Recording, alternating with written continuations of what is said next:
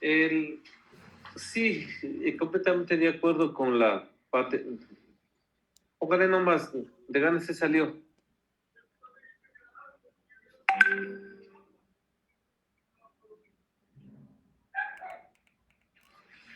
Ya, a ver ahí, ya.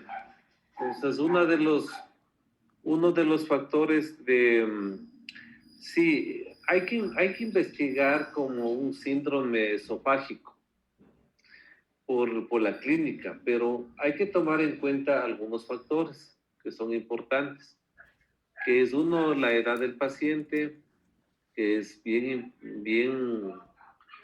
un factor bastante interesante como para analizarlo. Hay que tomar en cuenta el tipo de dolor que tiene y también hay que contar con el antecedente patológico personal. Yo creo que esos tres factores son muy importantes en este caso. Y principalmente tomar en cuenta el antecedente patológico personal. Este caso lo que nos va a enseñar a nosotros después del análisis que realicen durante toda la... Está correcto, que nunca debemos dejar de pensar en cardiopatía isquémica, mucho más en pacientes diabéticos. El paciente diabético es un paciente denervado completamente, mucho más cuando tenemos un paciente con una hemoglobina glucosilada de 10.5, que lo que nos indica es que tiene un mal control diabético. Por lo tanto, es una paciente que por lo menos en los últimos 120 días, que es la vida media y es lo que valora la hemoglobina glucosilada, la vida media del glóbulo rojo, 120 días, en esos 120 días ella no se ha controlado su diabetes. Y tener 10.5 quiere decir que es una mal paciente. Eso generalmente tampoco en la historia clínica nos indica el tiempo de evolución de la diabetes, porque también es importante una diabetes con debut diabético o una diabetes crónica de 5, de 10, de 15 años, porque cuando ya tenemos una diabetes de tipo crónica, lo que tenemos que pensar es en las complicaciones tardías de la diabetes.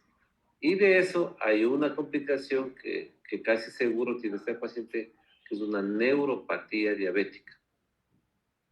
Y también una microangiopatía y una macroangiopatía.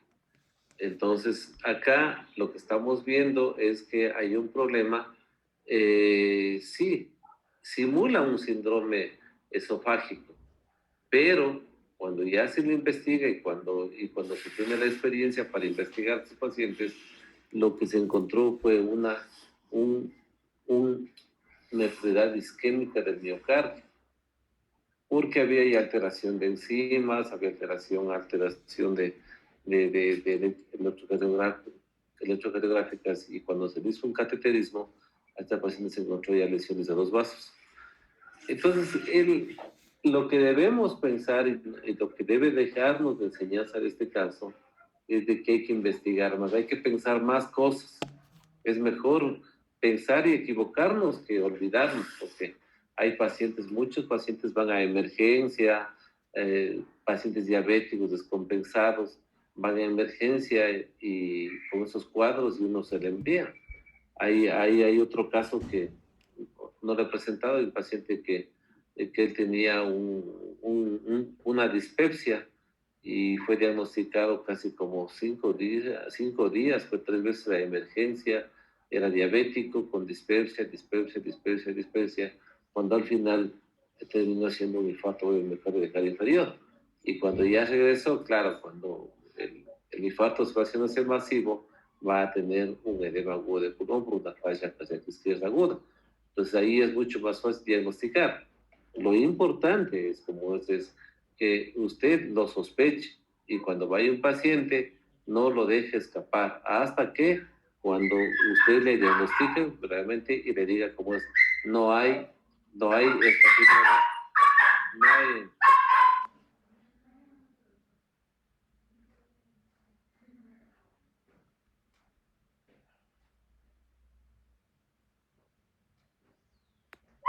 Voy a silenciar un ratito ya. Pues bueno.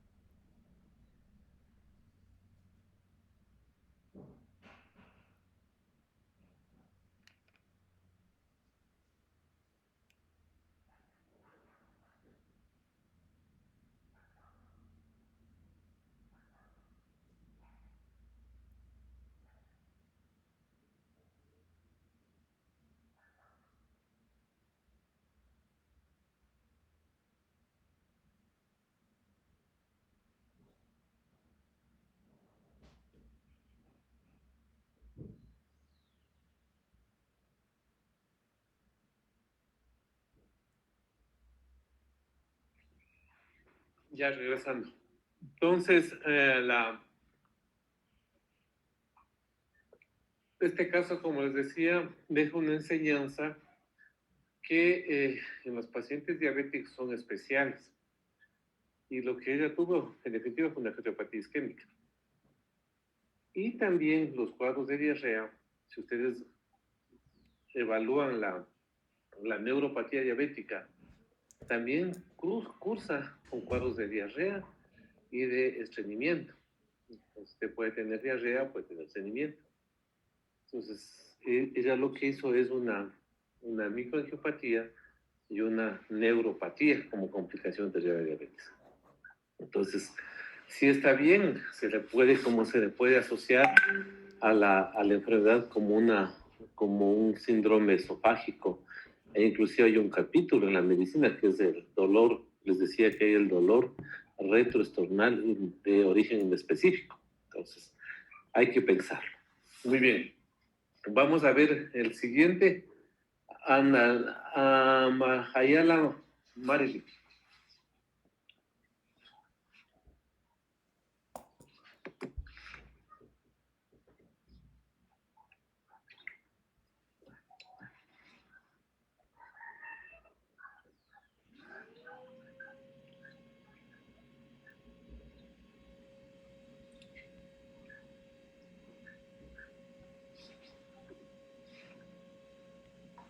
Sí, doctor, se está cargando el PowerPoint. No sé si tengo abierto, pero no se me carga el programa.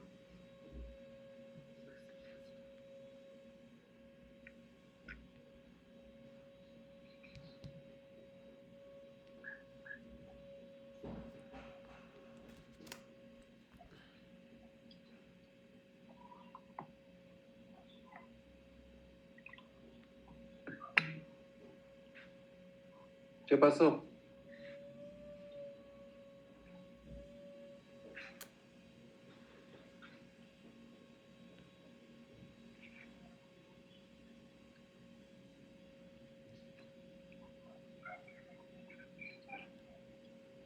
Ya deben tener abiertos los casos. Ya ahorita se está empezando a compartir acá.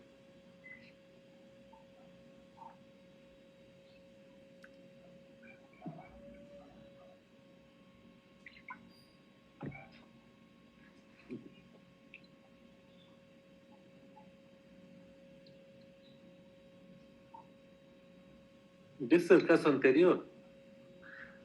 Ya vamos al siguiente caso. Doc, hoy solo habíamos quedado en ver el caso 3.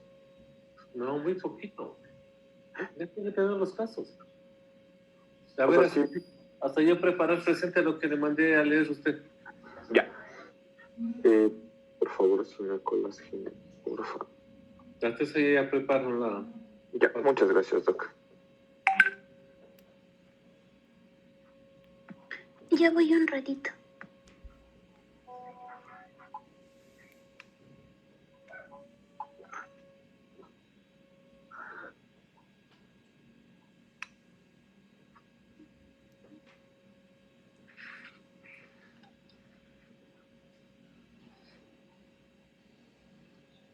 No sé si ya ven.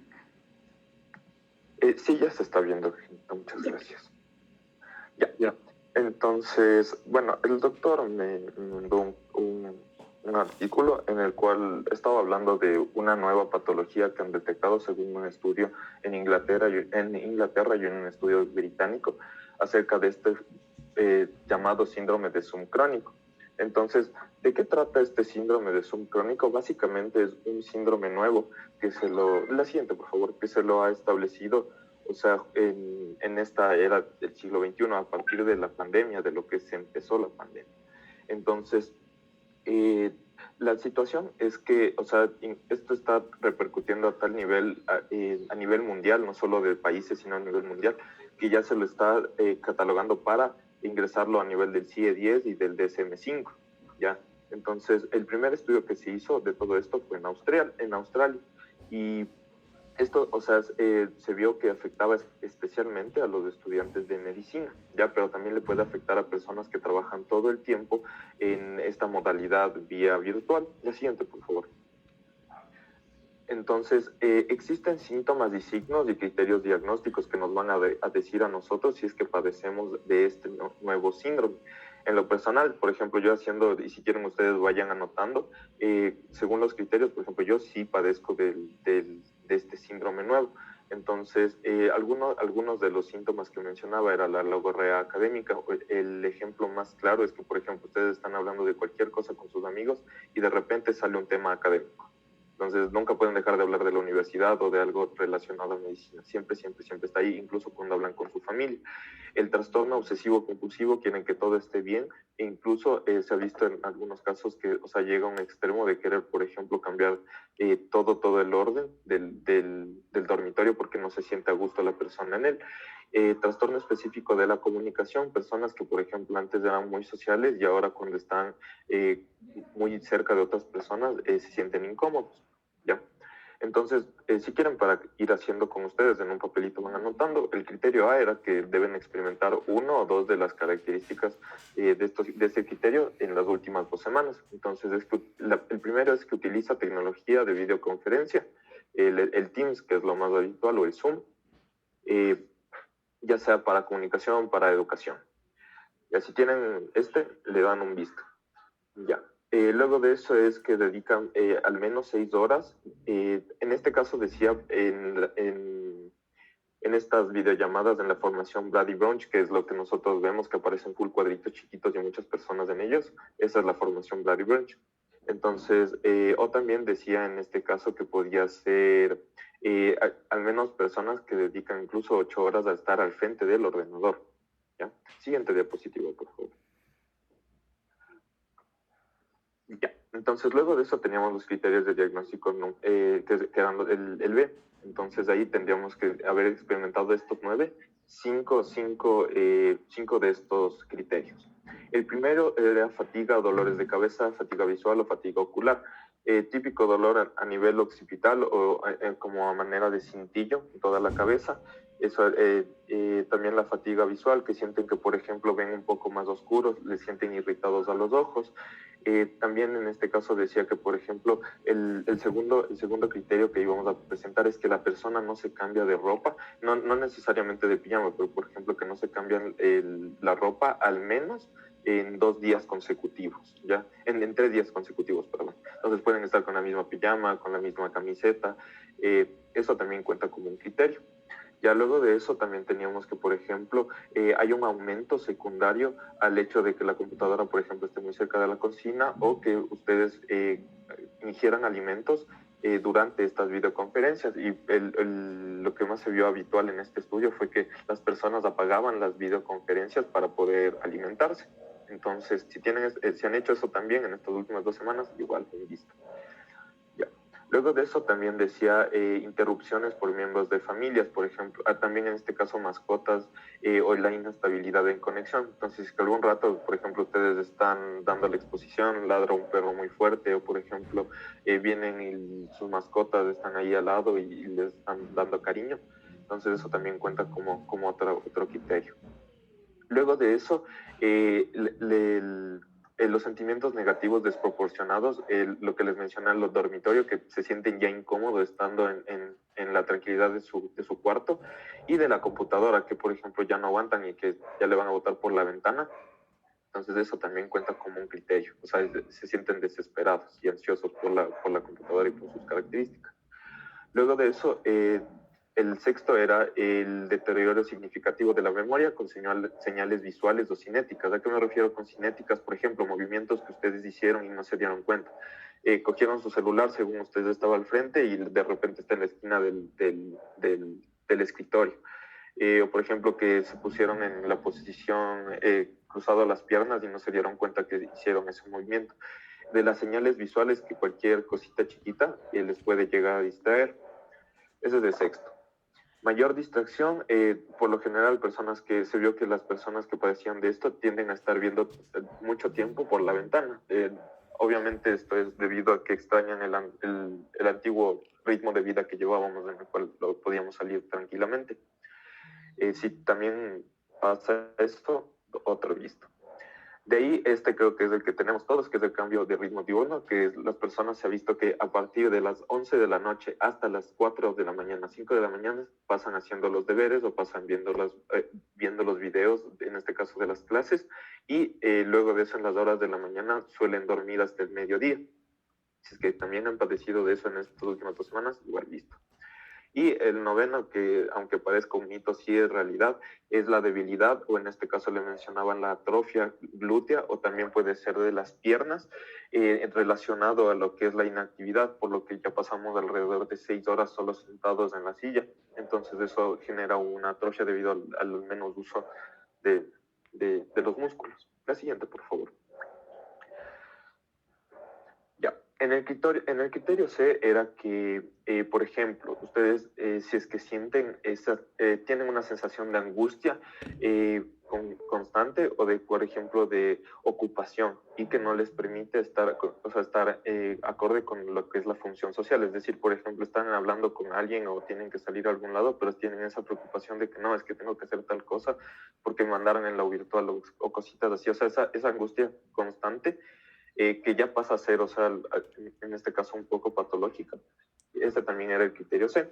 Y de ahí el criterio D, solo como para descartar, porque mencionaban que, o sea, en esta pandemia, como hubo auge en la mayoría de las redes sociales, entonces bastantes personas era como que hacían videos a manera de influencer en las redes sociales. Esto no es atribuible a este nuevo síndrome. Entonces, todo bien si es que hacen videos de TikTok, amigos. Y eso básicamente. La siguiente, por favor.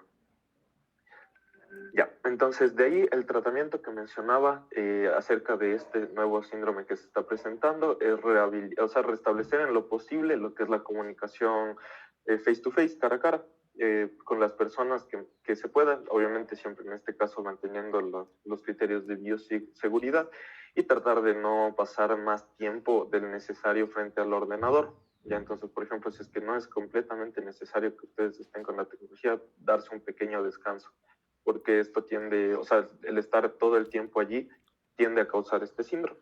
Y eso, chicos. Y si es que tienen el síndrome, por favor, levanten la mano. Dije, los que hicieron.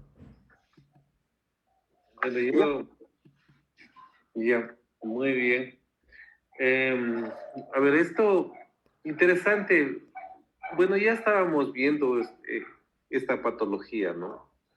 Ya estábamos viendo esta patología, que creo que únicamente le tenían que darle ya el nombre. porque la tecnología, yo creo que de aquí para adelante no va a haber mejoría. O sea, estamos igual. Ustedes ven que el repunte de la del coronavirus nuevamente está en el país, así que esto va para largo.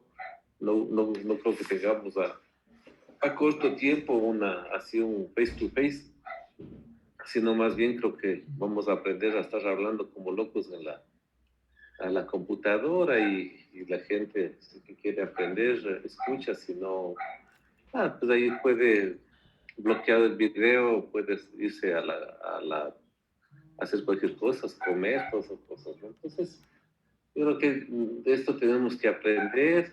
¿No ven cómo están ahora haciendo las maestrías, los diplomados, las especializaciones, todo por línea?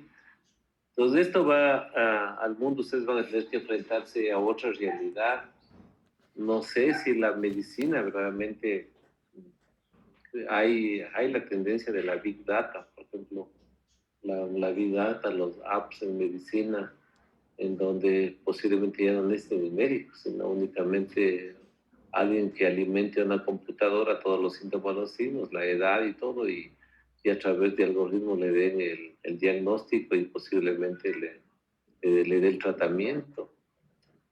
No sé hasta dónde vayamos a llegar, pero que estamos ya inmersos en este mundo, estamos cumpliendo ya un año nosotros de ya estar por Zoom, por Teams, por cualquiera de las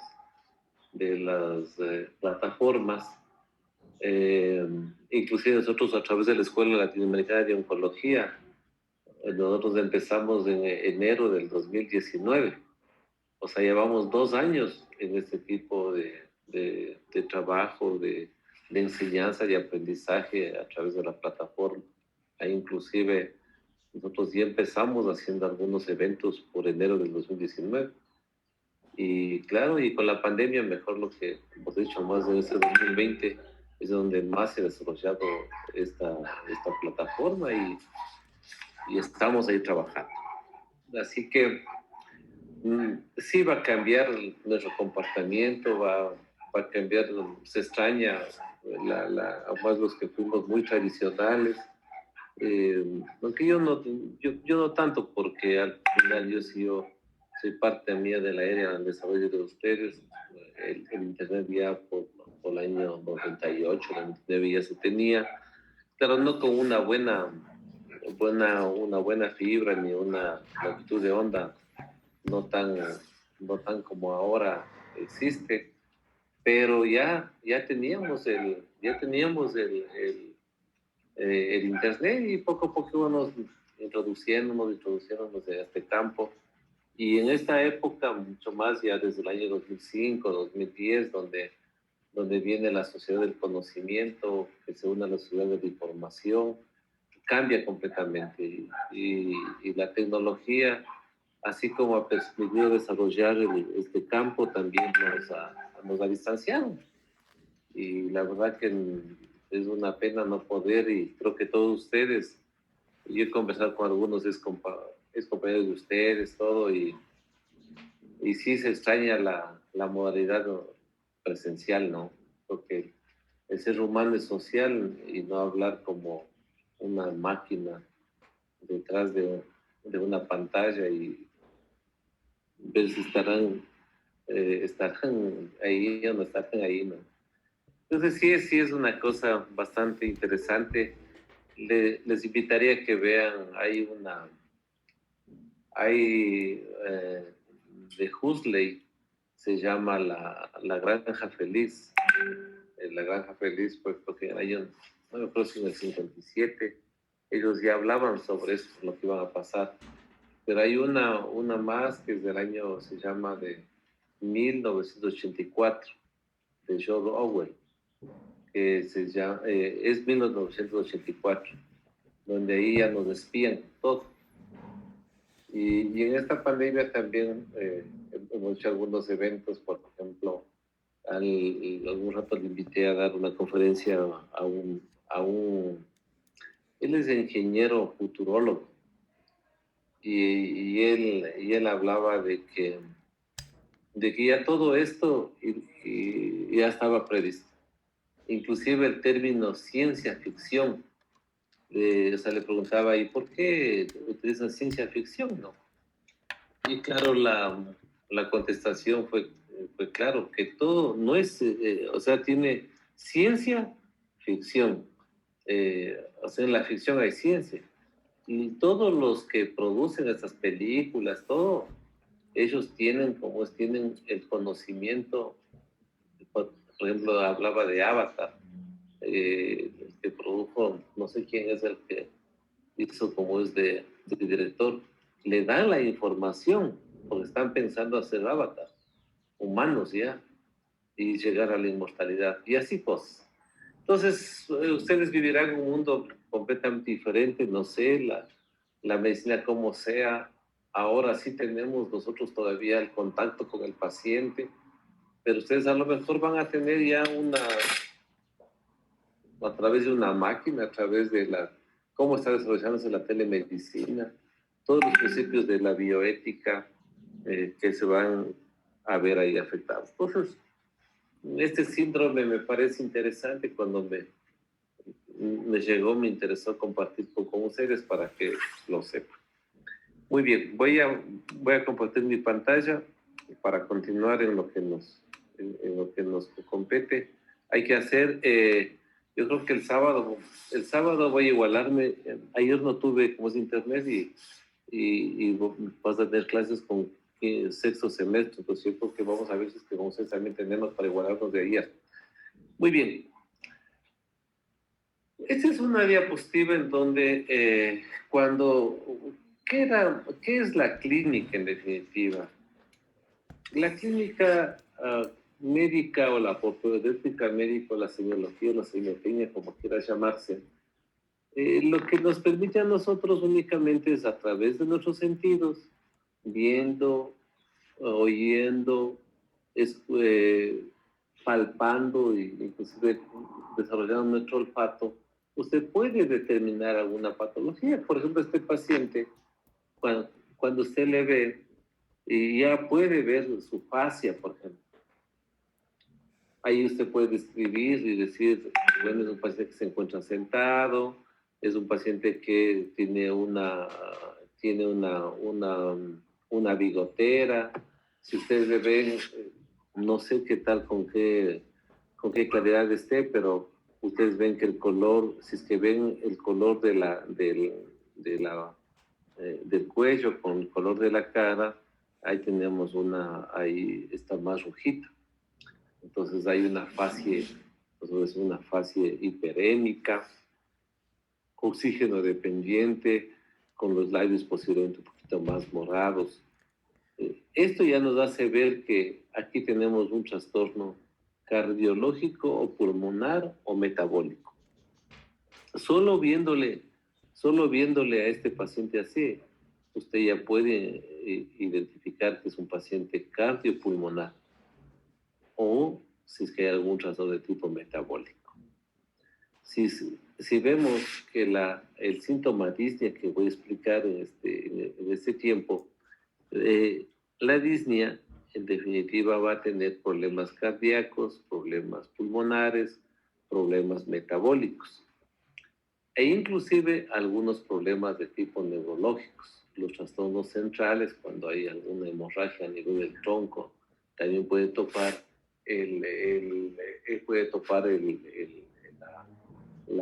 la parte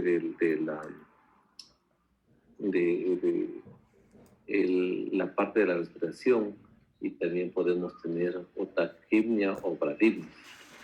Entonces, cuando estamos hablando de disnea, es algo que afecta al corazón, al pulmón, a la parte central, tronco principalmente, y a los problemas de tipo metabólicos. En los problemas de tipo metabólicos ahí van a estar las acidosis, las alcalosis metabólicas que podemos ver, o las encefalopatías hepáticas que podemos también ver, y nos puede dar un cuadro de vista. Entonces, cuando nosotros estamos enfrentando a un paciente con disnea, es un paciente multiorgánico a través de su fallo. Es importante identificar al paciente.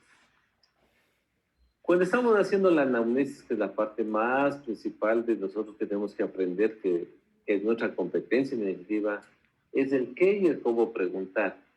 ¿Qué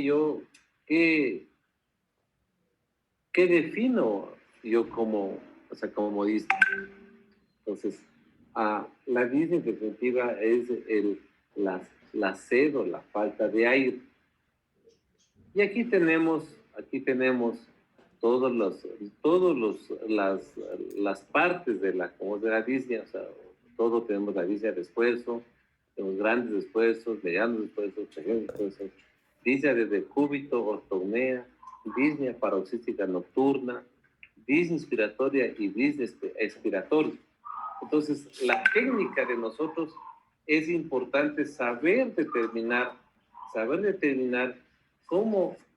a qué disnea me estoy enfrentando. Pues aquí viene el qué y el cómo preguntar. ¿Ha tenido sed de aire? La pregunta más sencilla se puede decir. Y eso tenemos que preguntarle al paciente. Y vamos viendo la característica, ¿no? Si es de grandes esfuerzos, de medianos esfuerzos o de pequeños esfuerzos. Acá cuando tenemos en la disnea de decúbito, entre la disnea de decúbito, la ortognea o la disnea paroxística nocturna, tenemos que es una disnea mucho más avanzada, ¿ya? Y tiene sus características. Por ejemplo, la disnea paroxística nocturna se ve exclusivamente en los problemas cardiológicos. ¿Por qué se produce la disnea paroxística nocturna? Porque en las fallas cardíacas, por ejemplo, en las fallas cardíacas congestivas, durante el día hay una redistribución de líquido. Y esa redistribución de líquido hace el edema. Porque como ustedes ya lo conocen y ya lo están leyendo, que el edema de cardíaco es por un aumento de la presión hidrostática. Y cuando aumenta la presión hidrostática, lo que hace es que salga al extravascular. Y el extravascular es en donde se asienta el edema. Y el edema va a ser progresivo, porque puede ser miembros inferiores, después todos los miembros inferiores, puede ser la cavidad abdominal con ascitis, puede haber derrames pleurales. También es importante cuando hablamos, está relacionando entre disnea, paroxística nocturna y edemas, es también fundamental hacer una disociación entre lo que es el edema de cardíaco con el edema de tipo renal. Tiene unas características claras, semiológicamente se determina. El edema cardíaco se presenta en el transcurso del día. Mientras usted está caminando, se va hinchando los piecitos y se va redistribuyendo el líquido. Mientras que el edema cardíaco, el edema renal, perdón, se produce en la mañana cuando se levanta. Entonces, claro, ¿no? Dice, ¿sabe qué, doctor? A mí se comienza a hinchar las piernas a partir de las 3, 4 de la tarde. Ese es un edema de tipo cardíaco. Pero si dice, doctor, ¿sabe que a mí se me comienza a hinchar los piecitos en la tarde? Pero yo amanezco las mañanas como los ojitos bien hinchados. Ese es edema de tipo renal. Entonces, vea como una cosa tan sencilla, semiológica, usted puede discernir entre un edema cardíaco o un problema de tipo renal. Y la disnea paroxística nocturna, ¿por qué se produce? Porque al haber una redistribución de líquido en el día, en la noche se vuelve a reabsorber. Y como tenemos un corazón que no está bien trabajando, va a producir un edema agudo del pulmón. Y nos da la disnea paroxística. Por eso la disnea paroxística nocturna es sinónimo de una insuficiencia cardíaca congestiva. La disnea inspiratoria, ahí tenemos como todos los problemas, veremos en la parte pulmonar todos los síndromes aéreos superiores con los síndromes aéreos inferiores. Y en las inspiratorias, cuando se tiene problema de laringotraqueitis o también de estas traqueitis o de los problemas orofaringeos que puede producir una dificultad del entrada. Y se va a acompañar de tiraje intercostal. Y la disnea expiratoria está en la dificultad para sacar. La inspiratoria, como usted ya lo sabe, es en el momento que ingresa, y la expiratoria cuando sale. La expiratoria generalmente son de los enfisemas o son de los cuadros asmáticos. La clasificación de la disnea también se va presentando de acuerdo a los grados, grado 1, grado 2, grado 3, grado 4, y la disnea de mayor relevancia clínica es la grado 4, cuando está presentándose aún en reposo. De acuerdo, la clasificación de la disnea de acuerdo a la etiopatogenia. Entonces hay una disnea por hiperventilación. Puede haber en causas fisiológicas, el ejercicio, las emociones, la altura, y subió por aquí. Y en la parte patológica tenemos los cuadros de anemias enfermedades intersticiales, atelectasia o enfermedad pulmonar obstructiva crónica. Pero también puede haber las disneas por disminución de la capacidad vital. Por ejemplo, acá, si ustedes ven esta imagen, ¿no es cierto? De esta imagen, lo que se observa acá es lleno de un componente de un infiltrado broncolo alveolar, y lo que no le va a permitir hacer una buena difusión en la membrana alveolo-capilar. Entonces ahí nosotros tenemos que tener mucho cuidado en nuestra evaluación. Yo no sé si me están escuchando. Sí, doctor, sí se le está escuchando. Porque acá tengo bastante ruido. Estoy en la parte de arriba. Bueno, no, sí se lo escucha, doctor. Ya. Gracias. Pues aquí lo que tenemos también es una tomografía con ventana pulmonar. En esa tomografía con ventana pulmonar, lo que vemos es una destrucción completa de los alveolos pulmonares. Y lo que vemos acá son cuadros de enfisema. Entonces tenemos unos enfisemas pulmonares, lo que va a permitir una dificultad para el transporte de oxígeno. La verdad que creo que no vamos a poder terminar clases. Deje un ratito a ver qué pasa, ¿ya? Esperemos un rato. Por si acaso, Doc, sí se le escucha. O sea, sí le escuchamos solo a usted, no escuchamos lo que está cayendo la lluvia. Sí, Doc, se le escucha súper claro.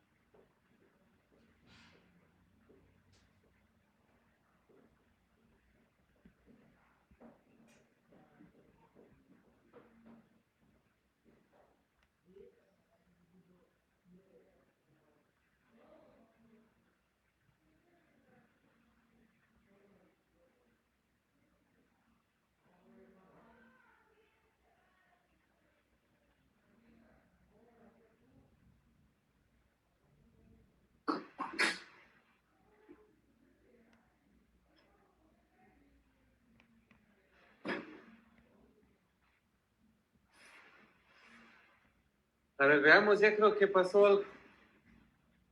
¿Ahí sí me escuchan? Ya veo. Sí, Ya, sí, se bueno. lo escucha, doctor. Clarito. Perfecto, ya. Cayó un aguacero por aquí también. Ya, entonces, bueno, pues estaba hablando, no sé ahí, si únicamente como es un poquito para hacerles ver esta imagen, esta placa de tórax, en donde vemos un infiltrado alveolar, en donde hay una gran ocupación del espacio, como ustedes pueden observar. Entonces acá no va a haber una buena ventilación.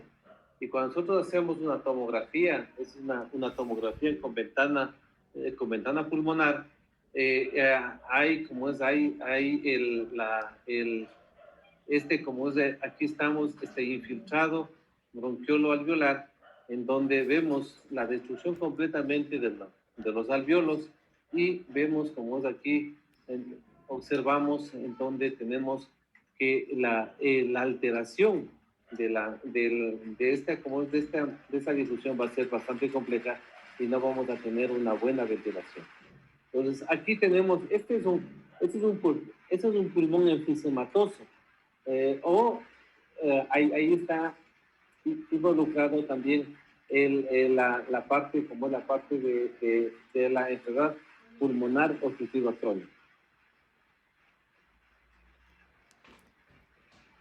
Entonces, aquí, como les decía, en la etiología de la disnea puede haber causas respiratorias, cardíacas y de otros orígenes. Pues de los otros orígenes estaban las causas neurológicas y las causas metabólicas. Entonces, aquí tenemos la disnea de las causas respiratorias.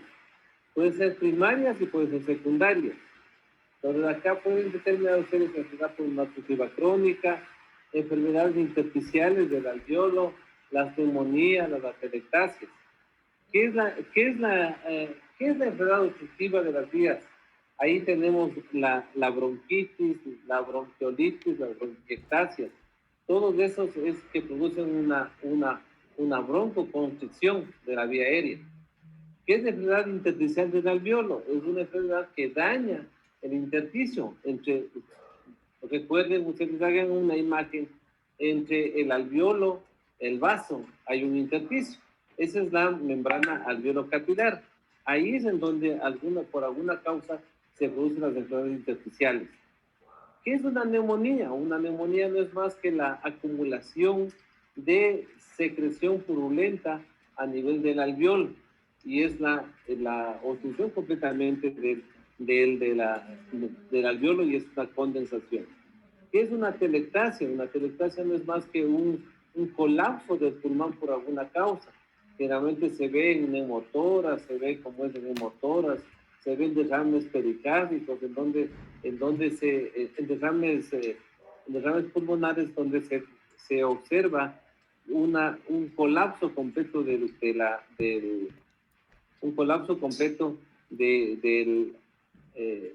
pulmón. Causas secundarias. Tenemos la tromboembolia pulmonar. En la tromboembolia pulmonar tenemos ahí el infarto del pulmón, en donde se produce una obstrucción del vaso pulmonar y produce una falta de difusión alveolo-capilar. Hay una enfermedad que nosotros lo podemos ver en especialidad mucho más, que se llama la linfangitis carcinomatosis, que es una infiltración de la parte alveolar o de la pleura parietal o de la pleura visceral, más los bronquios, como es las adenopatías, en donde produce una falta, una destrucción del espacio y por ende también un problema de disnea. Hay el derrame pleural que se lo ve como el síndrome de ocupación hídrica y también los trastornos de la cifoescoliosis, que es un daño de la columna. Tenemos las causas cardíacas. Entonces, en la disnea tenemos las causas cardíacas. Entonces, hay insuficiencia ventricular izquierda, la esclerosis mitral, la pericarditis constrictiva, los derrames pericárdicos que pueden también existir y también se puede dar por una tromboembolia pulmonar. Entonces, la tromboembolia pulmonar es un problema cardiopulmonar porque también hay una alteración del vaso. Y las causas de disnea de la parte abdominal se da en la distensión abdominal, que puede ser por grandes hepatomegalias, esplenomegalias, puede ser por ascitis, puede ser por meteorismo. Los pacientes con una obstrucción un abdomen agudo, puede haber una obstrucción y una ascitis, y también puede haber la obesidad, el abdomen globoso que tiene. Entonces, vean acá, cuando nosotros vamos enfrentando a una disnea, hay que preguntar toda la historia clínica, todas estas patologías. El antecedente, por ejemplo, usted está preguntando cómo es en la disnea de tipo respiratoria, si ha fumado, en qué ha trabajado, las enfermedades intersticiales, por ejemplo, usted ve los problemas en los carpinteros, en los lacadores, en los que trabajan con ese tipo de toxicidad. O los problemas de tipo infeccioso, las fiebres, esas cosas así. Entonces, cuando usted está haciendo un análisis de la disnea, el problema es grande, ¿no? Así como nosotros le vamos viendo, no es una cosa pequeña, sino es un contexto general de muchas patologías. También hay lo que les decía, ¿no? Las otras causas, las causas de origen neurológico y las causas también de origen metabólico.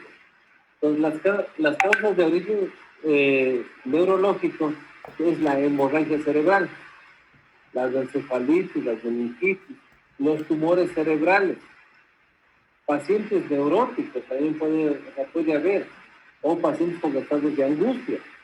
Entonces hay muchas causas de disnea, ¿no? Y del origen metabólico, lo que les decíamos, las lesiones metabólicas, las fiebres, la insuficiencia hepática, el hipertiroidismo y la hipoxia también puede ser una causa de disnea de origen metabólico. Otro síntoma para ir terminando, como es en este tipo en la parte cardiológica, que hemos ido viendo, el dolor le doy mucha importancia, porque ese es un síntoma que nos vamos a enfrentar en todo lado, y vale la pena ver la cardiopatía isquémica, el hepatomegalia del miocardio, las anginas de pecho, todas esas cosas hay que ver, y el diagnóstico diferencial como lo hemos planificado a través de los casos clínicos, para que aparentemente usted vea un caso como este caso, como el que acaban de presentar, ven ustedes un caso que sí parece abdominal cuando termina siendo una patología cardíaca. Acá tenemos la cianosis. ¿Qué es la cianosis? Es la presencia de hemoglobina reducida mayor a 5 gramos por decilitro, ¿ya? Y clínicamente, ¿cómo yo lo observo? Le veo en los labios, le veo en la lengua, le vemos en la mucosa bucal, y principalmente la cianosis se da por problemas de tipo pulmonar, entonces las neumonías. Si ustedes pueden entender, si en la neumonía nosotros tenemos acá, voy a coger y voy a graficar. Aquí está el bronquio, ¿no es cierto? Ya. Aquí está el alveolo.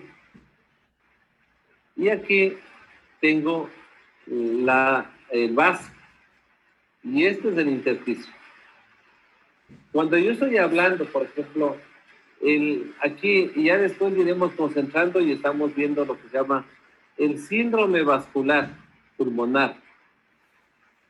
Cuando yo estoy hablando de síndrome vascular pulmonar, estoy hablando de una patología que está produciendo un daño del vaso.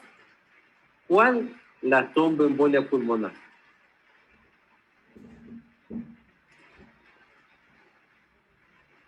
Cuando yo estoy hablando de neumonía, por alguna causa el alveolo se llena. Y ahí estoy hablando de neumonía.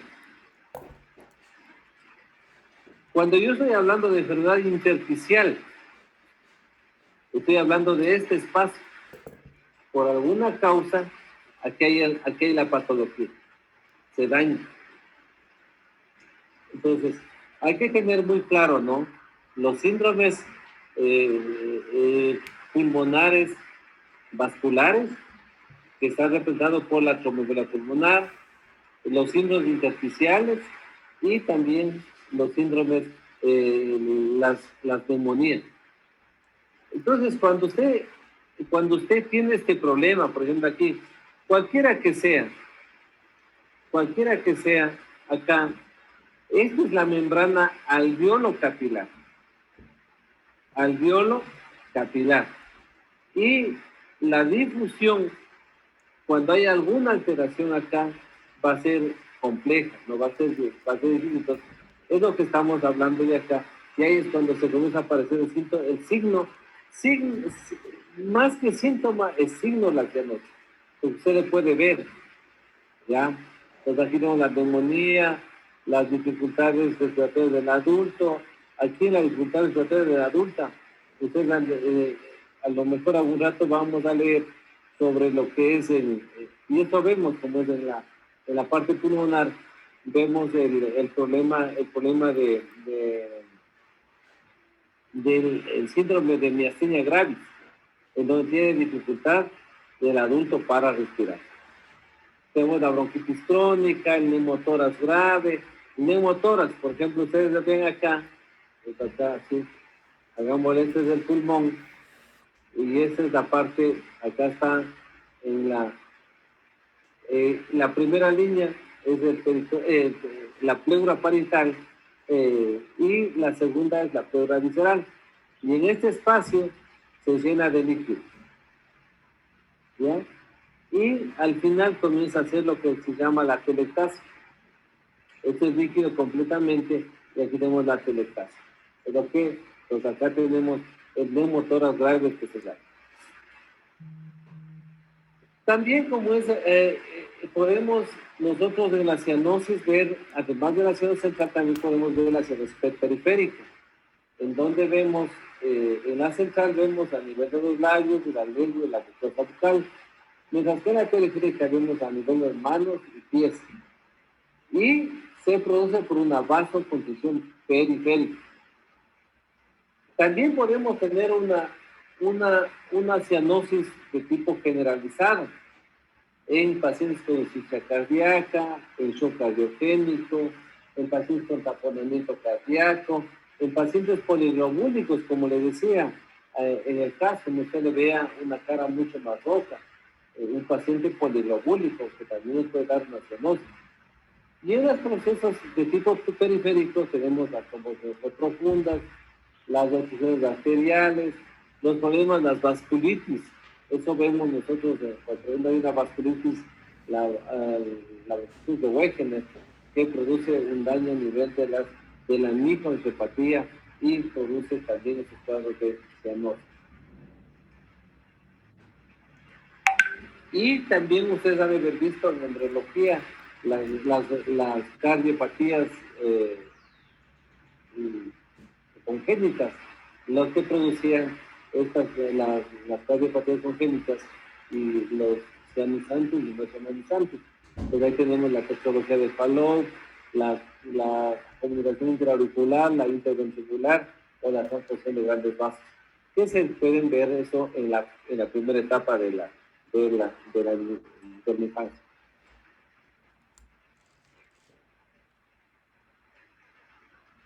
Cuando estamos viendo la anamnesis de la cianosis, entonces hay que preguntar o hay que recabar en historia clínica los antecedentes de enfermedades pulmonares o también los antecedentes cardíacos. Y en el examen físico tenemos que diferenciar si es una cianosis de tipo central o es una cianosis de tipo periférico. Y eso ya nos puede orientar. Si es una central, va a haber problemas pulmonares, va a haber problemas de neumonía, va a haber problemas de tromboembolia pulmonar o va a haber un neumotórax. Pero si es cianosis periférica, puede haber también casos de cardiológicos o pacientes con shock hipovolémico o shock séptico o también pacientes con taponamiento cardíaco. Y si es periférica, hay que descartar las trombosis venosas profundas. ¿Qué debo yo pedir en esos pacientes? O sea, ¿cómo yo valoro a esos pacientes? Siempre, si nosotros vemos que nunca se olviden de pedir la biometría hemática. Siempre por ahí hay que empezar. Y en este caso específicamente para cianosis, lo que con la biometría hemática lo que tenemos que tratar es una poliglobula. Otro examen que tenemos que ver también es la RX de tórax, porque eso nos va a dar, y hemos visto una placa de tórax, una tomografía de tórax, eso nos va a dar una imagen, una idea de ver cómo está el componente pulmonar. Y finalmente tenemos que hacer de ley una gasometría, porque ahí nos va a determinar cómo están los gases. Y si es que todo eso está normal, hay también las metahemoglobinopatías, que también se debe descartar. Casos raros, bueno, ya no estoy en el campo, ¿no? del neumólogo ni del cardiólogo, pero en toda mi práctica clínica hasta hace unos, cuando hacía más medicina interna que oncología, hablemos 2005, 2006 y más, no vi con frecuencia las hemoglobinopatías. Es mucho más frecuente las otras causas, ¿no? Y en nuestro medio las poliglobulias o policistemias por la altura son los más importantes. También nunca hay que descartar los problemas cardiológicos. Entonces, en los cardiopulmonares debemos hacer el electrocardiograma, porque hay un dicho en la clínica que cuando falla el corazón, falla el pulmón. Cuando falla el pulmón, falla el corazón. Entonces, son cosas que están a la mano, ¿no? Los dos se van llevando, y mientras tengamos problemas en un lado, vamos a tener problemas en otro lado, y eso nos va a permitir hacer un diagnóstico a través de un electrocardiograma. También es importante cuando ya estamos investigando a sus pacientes con cianosis, y mucho más en la infancia, el ecocardiograma, porque nos va a permitir ver la estructura anatómica.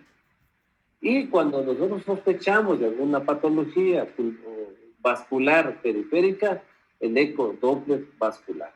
Entonces, con esto usted puede ya evaluar una cianosis, pero principalmente se tiene que descartar o tiene que poner el nombre si es una cianosis periférica o si es una cianosis tipo central.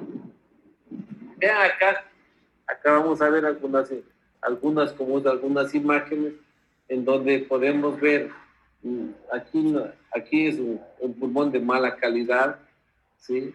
Acá tenemos, vean acá, así, esto sería, voy a graficar este lado, así sería lo normal. Todo eso sería normal, hasta aquí. Ya. Desde acá, si yo sigo graficando, deberíamos tener descubierto completamente así, y tendríamos que tener cubierto así. O igual acá, ¿sí? Si vemos acá, ¿ya? Y vemos acá todo este componente, ¿no? Ve acá esto, todo esto. Entonces el paciente, ¿cuál va a ser los síntomas que va a tener? Tos, expectoración, disnea, cianosis. O igual acá, vean acá, vemos todo este componente, y todas estas cosas en donde podemos ver. Entonces, solo en este paciente lo normal sería esa parte. No habría otra normalidad. El resto todo es patológico. Vean acá otro caso, ¿no? Déjenme ver si se puede borrar esa. Perfecto. Ya. Entonces vean acá, tenemos otro caso. Si se pueden dar cuenta aquí, en esta parte, ¿sí?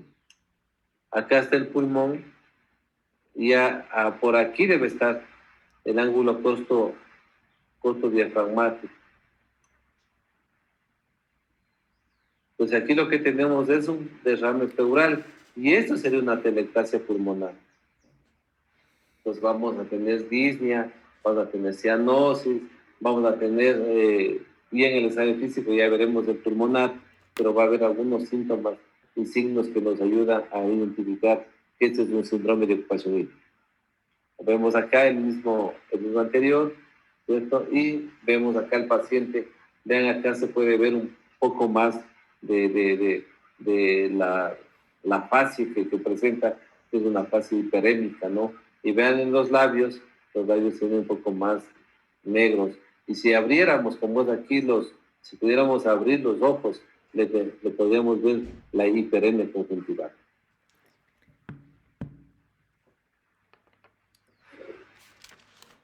Es importante como para ir como es avanzando un poquito, como es en este campo, el examen físico. Entonces, el examen físico, tenemos acá el tórax posterior. ¿Qué yo debo observar?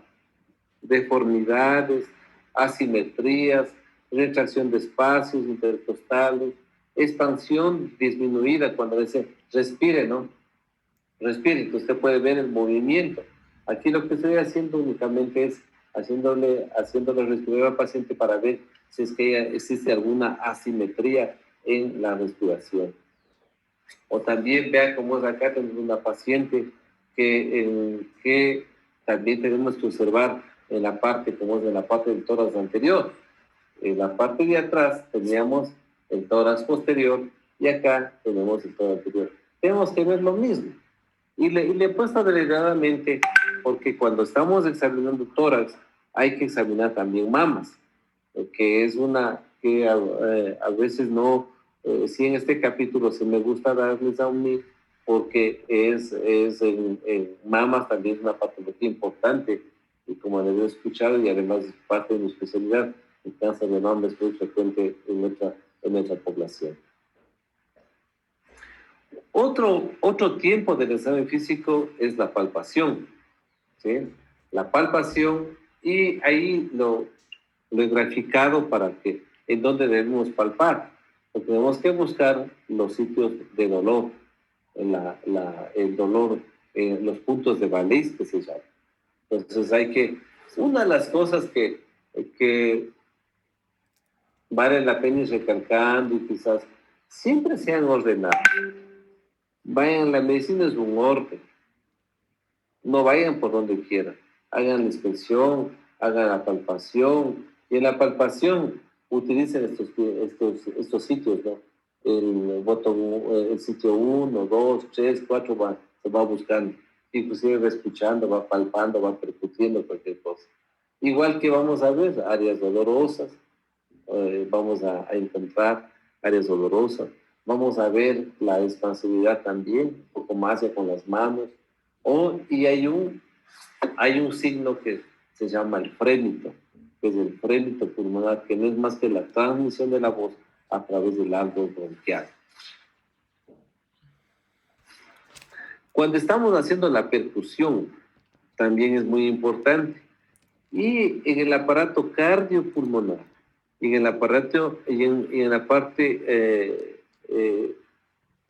principalmente pulmonar, es en donde más se puede utilizar la percusión, la intención, la percusión, la auscultación y la inspección. Entonces, es en donde nos ayuda muchísimo y la percusión nos ayuda bastante, porque al final vamos a tener ese tipo de sonidos, matidez, sumatidez, resonancia, hipersonidad, timpanismo. Lastimosamente, clínica no podemos enseñar así, porque hay que palpar al paciente para escuchar el sonido. Entonces, ojalá algún rato se pueda reunir ayer conversaban con la doctora, con la jefe de enfermería, y ella dice que hará carrera y a lo mejor les va a pasar a ustedes si aumente un semestre más de práctica, posiblemente. Ellos dicen que van a hacer 2 semestres de práctica porque el trabajo de la enfermera es especial, escoger vías. ¿Cómo les voy a coger vías vía virtual? Imposible. O igual a ustedes, ¿cómo les enseño yo a percutir? No hay cómo. La clínica, como hemos hablado con el doctor, bueno, no solo con el doctor Casar en ese tiempo, sino con todos los. Inclusive nosotros queríamos hasta más horas para que ustedes pasen más tiempo en los hospitales, hay inclusive como puede inclusive aumentar la carga horaria del médico profesor o aumentar el número de profesores, porque solo ahí vamos a poder enseñar pues, uno a uno que percuta, porque si no, bien difícil. Y la otra cosa es la auscultación, ¿no? Entonces ahí tenemos que también auscultar con el estetoscopio las diferentes partes del tórax. Hay que identificar también estos tipos de ruidos, ¿no? Aquí tenemos el mucho vesicular, que ese es el síntoma, ese sonido más, yo creo que es muy fácil, si ustedes pueden hacer, si tienen un poquito más de ganas de aprender con esta modalidad, usted puede examinarle a su papá, o a su mamá, a su hermano, es escucharle y es clarito el murmullo vesicular. ¿Qué es el murmullo vesicular? Es la entrada del aire y la dilatación del alveolo. Entonces, se tiene murmullo vesicular. Y hay algunos ya patológicos, ¿no? Ya veremos esto más detalladamente un poquito en pulmonar, pero solo para aclararnos algunas cosas. Hay, como es en la clasificación de los ruidos anormales que vemos como es en este tipo de pacientes, hay lo que se llaman los ruidos secos y los ruidos húmedos. Entonces tenemos acá los ruidos, los secos están los roncos y sibilancias. Es como un silbido y es como un ronquido que se escucha a nivel de las vasos pulmonares y traduce broncoespasmo. O también los húmedos, que son... acá veamos.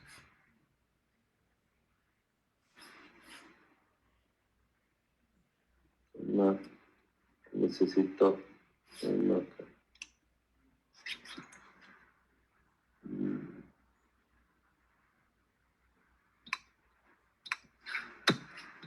Acá. Ya. Entonces, acá, por ejemplo, vamos a ver, voy a tratar de explicar. Por ejemplo, aquí en los ruidos, ¿no? Tenemos acá la tráquea, aquí están los bronquios, aquí están los bronquiolos, acá están los alveolos, y así. Entonces, acá tenemos los ruidos secos y los ruidos húmedos. Los ruidos secos están dándose acá, que se llama el roncus y la sibilancia. Esto traduce broncoconstricción. Ya. Y tenemos los ruidos húmedos. Acá, por ejemplo, hay el crepitante y hay el sucrepitante. Entonces, cuando a usted le dicen, en el examen físico le dicen, paciente presenta roncos y sibilancias. Usted inmediatamente dice, este paciente tiene un problema de broncoespasmo. Pero si le dice, a este paciente tiene ruidos crepitantes y sucrepitantes. Este paciente tiene alguna secreción en el alveolo y en los bronquios terminales. Generalmente, cuando tenemos crepitantes y sucrepitantes, son las causas de procesos infecciosos. Muy bien, entonces yo creo que uno por tiempo y otro por el ruido que no me deja concentrarme como es adecuadamente, vamos a quedar ahí. Iván, sí quisiera, como es veces que, si es que nos podemos, yo le aviso si podemos vernos el día sábado, para ver si es que continuamos y ver si que terminamos el caso 4 y el caso 5, para ir avanzando. Sí podrán. Sí yo creo que sí podríamos de sábado, pero mejor solo el caso 4, porque sí le tenemos que hacer bien y nos demoramos un poquito. Entonces hagamos el caso 4 para el día sábado. Y nos conectamos, yo tengo clases de 10 a 12, voy a dar a sexto. Entonces, como va a ser, nos podemos conectar a las 9, de 9 a 10. Ya, perfecto. Entonces, que descansen, a seguir estudiando. Aquí tienen que estudiar. No queda más. Ya, Hasta luego. doc, muchas gracias. Cuídate Ya le mucho, paro ¿ya? la- Chao, chao. Gracias, Hasta doctor. luego a todos, ¿ya? Chao. Hasta luego, Doc. Feliz Hasta luego, día. Doc. Gracias. Hasta luego, doctor.